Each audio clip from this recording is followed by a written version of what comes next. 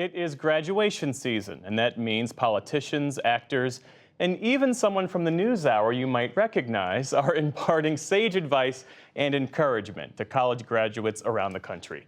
Here are some of the life lessons this year's commencement speakers passed on to 2023 graduates. A few classes, once in every several generations, enters at a point in our history where it actually has a chance to change the trajectory of the country. You face that inflection point today, and I know you'll meet the moment. I just think about the many ways you already have. Everything extraordinary in my life came from the wandering.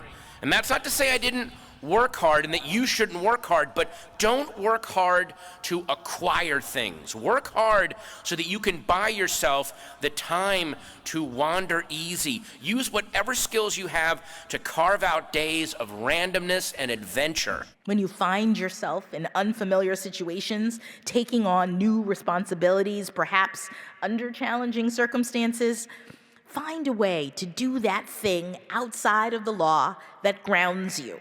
Whether it's ultimate frisbee or painting or going to the theater.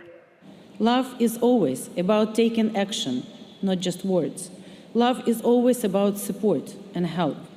Never ask yourself, shall I help? Ask yourself, how can I help? Happy is not something that is given to us by others. It is a choice that we get to make every day. So why don't I ask you to look up? Look up at the sky, the clouds, beyond the sun, the moon, the stars, when you need to recharge your spirit. Let the gravity of Earth give you a warm hug when you're feeling low. I know hope can feel like a really wishy-washy word, right? It's all rainbows and butterflies and big dreams, but I am here to tell you it is not. Hope is a verb. Hope is strength. Hope is resilience. I see it every day in the stories I cover in all parts of the world, in every corner of this country, in moments where all seems lost. Hope is the bridge between what is and what will be. When the path ahead is obscured and unclear, you can find your way by resolving to do the next right thing. And you will almost always know what that is. There's a small voice inside telling you. It's your conscience. Listen to it.